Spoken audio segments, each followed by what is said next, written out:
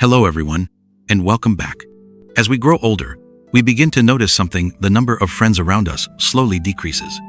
It's not because we dislike each other, or because we had any conflict. It's simply because the paths of our lives start to move in different directions. Over time, they become people who belong to another world. Sometimes you think you haven't lost that friend, but in truth, you already have. So, don't be afraid when a relationship fades away. It's rare for two people to walk the same road forever. What's normal, what's natural, is when our roads begin to diverge. But why is it that even the closest friends inevitably grow apart? Before answering that, let me share a story with you. Long ago, on two separate mountain peaks, there lived two monks. One was fat, the other thin. Every day, both of them climbed down from their mountains to fetch water from the same stream. Over time, they became very close friends, chatting and laughing as they carried water back up the mountains. Years passed. One day, the thin monk went down to fetch water, but the fat monk wasn't there. The next day, still no sign of him. Half a month went by, and the fat monk never appeared. Worried, the thin monk decided to make the long, tiring journey over to the other mountain to check on his friend. When he finally arrived, he was surprised to see the fat monk looking healthy and relaxed, practicing Tai Chi with another friend. The thin monk hurried over and asked, "Are you unwell? Why haven't you come down to fetch water for half a month?" The fat monk smiled, delighted to see his old friend. "Come," he said, "let me show you something." He led the thin monk to the back of his garden, where there was a well. "I spent the past 5 years digging this," he said. "Each day, I dug a little deeper. Finally, 2 weeks ago, I reached water. Now, I no longer need to climb down the mountain every day. I can stay here, do the things I love, like practicing Tai Chi." Hearing this, the thin monk fell silent. After a while, he quietly turned and left. Perhaps, from that day on, they never saw each other again. When you hear this story, does something stir inside your heart? They once climbed mountains together, fetched water together, shared laughter, and the same dreams. But in the end, they realized what the other person needed was not a companion for the climb, but the freedom to dig their own well. That's how relationships often end. When your directions, your pace, or your purpose in life no longer align, that's when the bond begins to fade. And the saddest part is, when something is meant to end, there's no one to blame. The fat monk wasn't wrong for digging his well. In his eyes, it was something personal, something meaningful. Had he told others, they might have laughed at him. So he chose silence and persistence, and eventually success. The thin monk wasn't wrong either. He valued friendship deeply, but never realized that from the very beginning, their goals had never truly been the same. People often say, every adult eventually becomes the loneliest version of themselves. And it's true. As we grow, many things naturally fade away. Don't take it personally. It's simply how life works. Birds and fish cannot share the same path. Sometimes, it's not that you aren't good enough. It's just that you and they belong to different worlds. Let things flow naturally. That's the only way to live peacefully. In life, the older you get, the more you realize you don't need to force relationships. Don't try too hard to make friends with everyone. People with the same energy, the same values, will naturally be drawn to each other. What matters most is this: always be yourself. Never lose who you are just to please others. Because those who truly love you will love you for your real self. A flower doesn't need to compete to bloom. It simply blossoms, and its fragrance spreads on its own. If you live with sincerity and kindness, you'll naturally attract people who share the same soul. So don't waste your time worrying about those who were never meant to stay. Let me tell you a story. There was once a young man from a wealthy family. Every time he threw a party, crowds of people came to eat, to drink, to laugh with him. One day, his father asked, "My son, do you really believe these people are your true friends?" The young man smiled confidently. "Of course they are, father. They're my brothers." The father said, "Let's put that to the test." He told his son to message 10 of his closest friends, saying he was in financial trouble and needed to borrow 100 million. The young man laughed. "Just wait, father. In a few minutes, they'll start transferring money to me." But the result shocked him. Out of all those so-called brothers, 6 didn't even bother to reply. They ignored his calls and voice messages. One friend asked, "Hey, was your account hacked?" When he said no, The friend never replied again. 3 others said their accounts were empty, that they didn't have the money, even though the young man knew they were all very rich. To them, 100 million was nothing. But that nothing was enough to expose what their friendship truly was. Just an illusion. At that moment, the father picked up the phone and called an old friend. He said, "My friend, I'm having some financial trouble. Could you lend me 100 million? Without hesitation, the friend simply asked, "What's your bank account number? Do you need a few tens of millions, or the whole amount? If it's not enough, I'll find a way to get more for you." The young man was stunned. He knew this uncle, and he knew that the 100 million was nearly all of his half-year's savings. Yet, he didn't hesitate for even a second. The young man went silent. You see, never boast about how many friends you have. It's easy to have hundreds of people around when you're buying the food and pouring the drinks. But when you fall, look carefully. How many of them will reach out their hand to pull you up? Only in times of hardship. Will you see clearly who are your true friends and who were just passing by?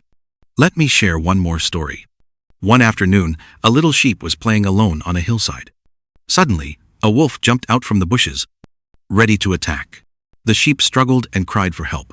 "Please, somebody help me." A cow hiding in the trees looked out, saw the wolf, and ran away.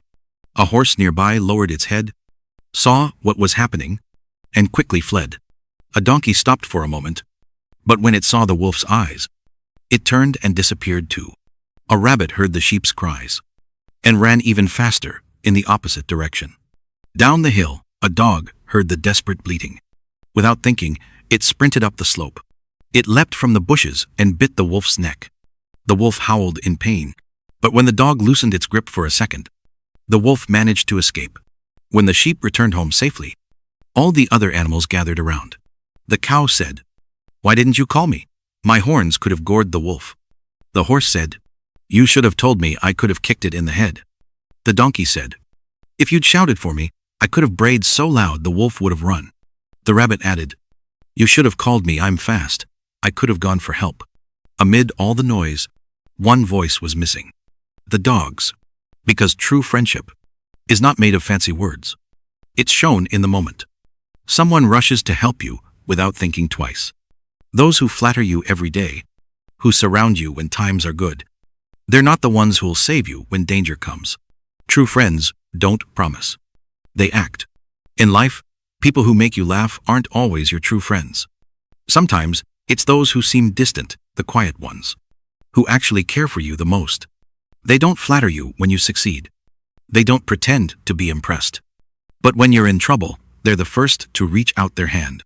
That's what true friendship looks like. Low-quality social connections can never compare to the peace and richness of spending quality time alone. Friendship is not about quantity, it's about quality. At every stage of life, we have to interact with others. But if you learn how to recognize the right people, your world will only be filled with those who truly matter.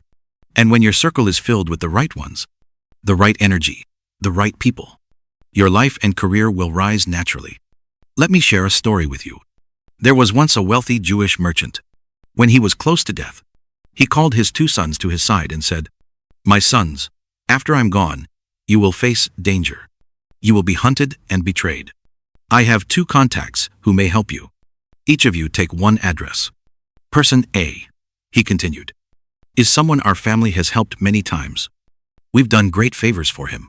Person B is different. He once helped us when we were in trouble. Each of you choose one person to seek help from." The elder son thought for a while.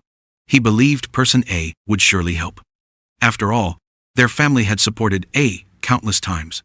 Now was the perfect time for A to repay that debt. So he went to person A. But to his shock, A betrayed him and even took his life. The younger son chose to find person B, the one who had once helped their family. Person B not only protected him, but also helped him rebuild everything from scratch. This story teaches a truth most people learn too late. Those who have helped you before will help you again without hesitation. But those you've helped won't always be there when you need them. Don't expect repayment from those who owe you gratitude. Those who once hurt you will often hurt you again. So, if someone wants to leave your life, let them. Even the strongest chain can't hold back a dog that's determined to run away. Kindness can be taken advantage of, and sincerity can be stepped on. But when heaven ends a relationship in your life, it's not to punish you, it's to free you. Because even heaven can see you've suffered enough. And when the time is right, he will send someone new, someone who sees you as their whole world. You don't need to explain yourself to people who will never understand. Different values lead to different destinations. You don't need everyone's agreement or approval.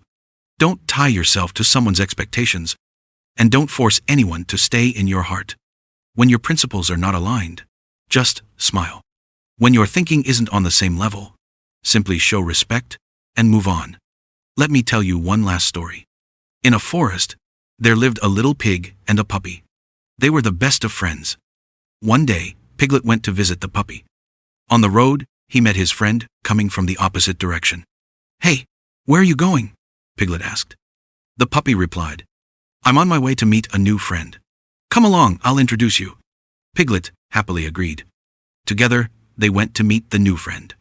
When they knocked on the door, a young fox answered. After a warm greeting, the fox said, "I actually have dinner plans with some friends tonight.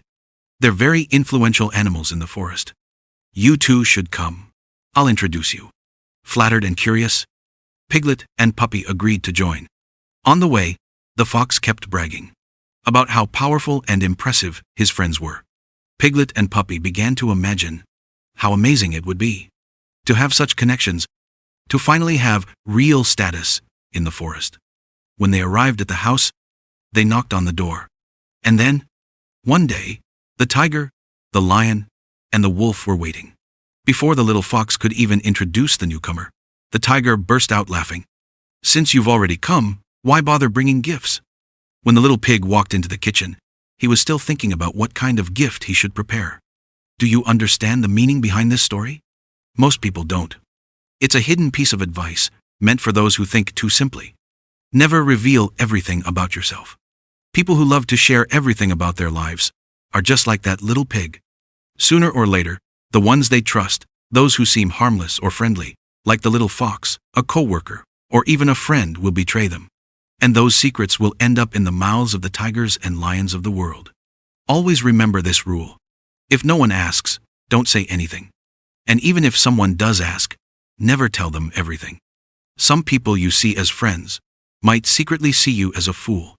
If you tell your secret to person A will tell B will tell C, and before long your secret has spread across the entire forest. In the workplace, never get too close to your colleagues. They share big interests with you, sometimes even competing ones. Today, you open your heart to them. Tomorrow, they might be the reason you can't sleep at night. Never reveal your weaknesses. Don't think that your boss will admire you for being honest. In truth, he might just see you as naive, easy to use, and unfit for big responsibilities. If you make a mistake, just acknowledge it. You don't need to explain your personality or your family background. Don't pick up a stone just to smash your own foot. When actor Andy Lau was once asked about his weaknesses, do you know what he said? He smiled and answered, "My biggest weakness is being too punctual. Sometimes, I even arrive too early. It puts pressure on younger colleagues." Listen carefully. Was that really a weakness? No. Being punctual is never a flaw, anywhere.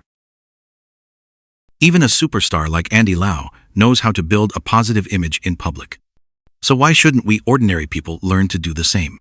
When you have to criticize yourself, learn to appear humble while actually praising yourself. If your boss asks, "What's your weakness?" you can say, "My weakness is that I'm too disciplined.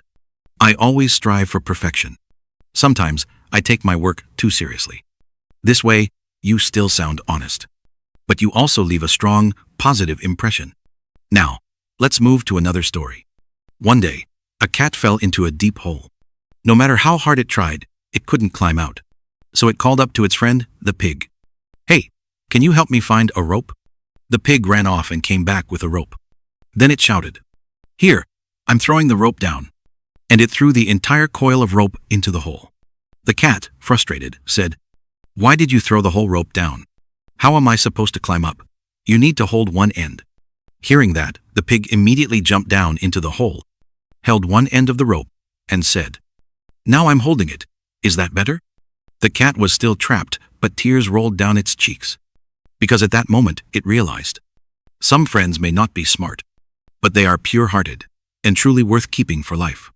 In this world, the warmest words are not sweet promises. They are the quiet ones when you're exhausted. And someone gently says, "It's okay, I'm here."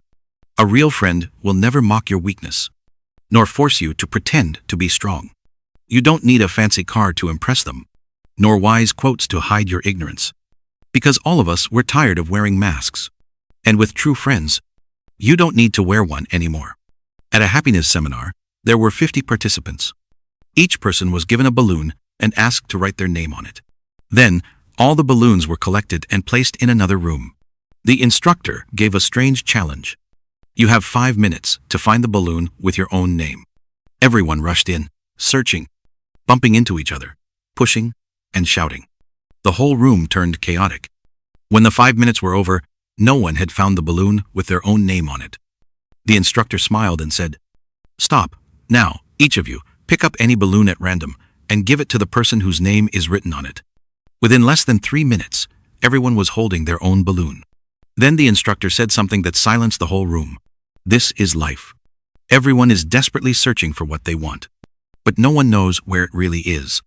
The answer lies in helping others. When you give others what they need, you will receive what you truly want. That is the meaning of life. There's another little story. One winter day, the world was covered in snow. A small bird was freezing to death. A cow walked by and dropped a pile of dung right on the little bird. Surprisingly, the dung was warm and it revived the bird. But not long after, a wolf passed by, dug through the dung, found the bird, and ate it. The lesson? Not everyone who throws dirt on you is your enemy. And not everyone who pulls you out of the dirt is your friend. Sometimes the person who looks nice might not really help you.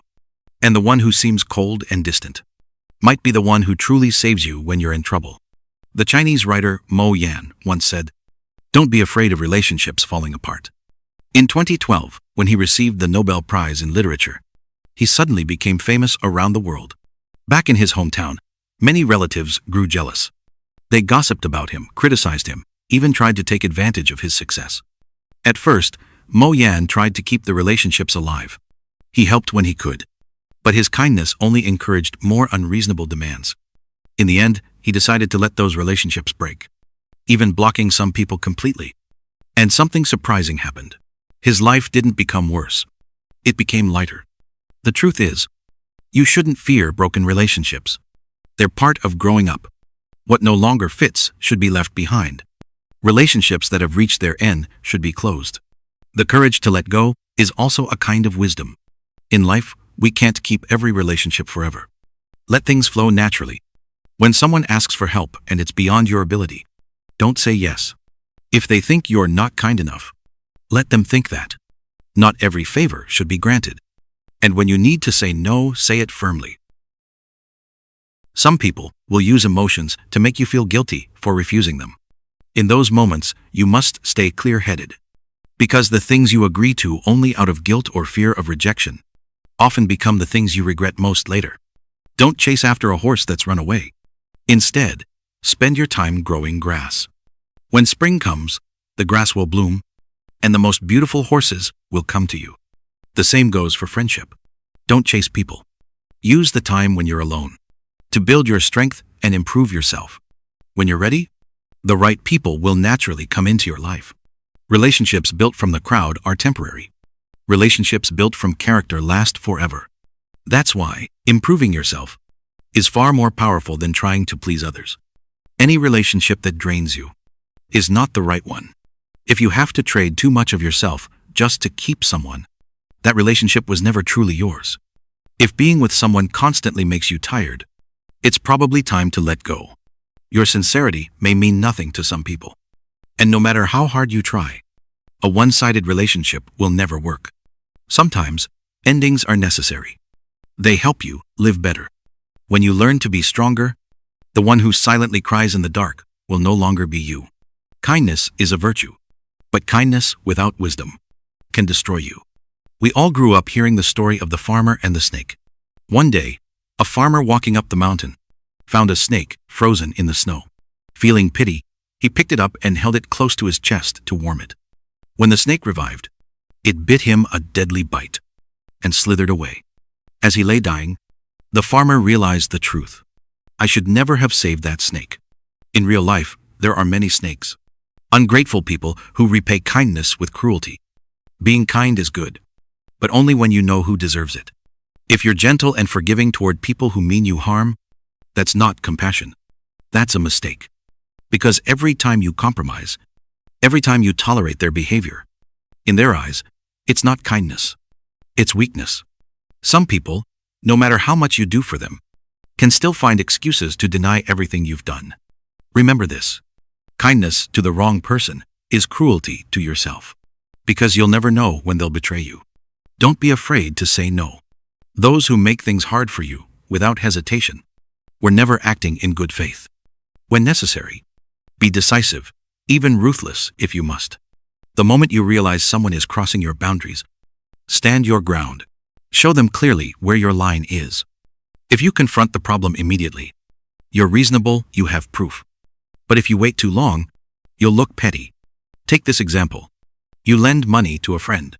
Once, then twice. You're too kind to refuse. The third time, you decide not to lend anymore. Suddenly, you're the bad person. Your earlier kindness means nothing. And now, your refusal becomes their reason to resent you. Another example, the actress Sun Li. She once sponsored a poor college student. But that student secretly lived a luxurious life and even hid her extra income.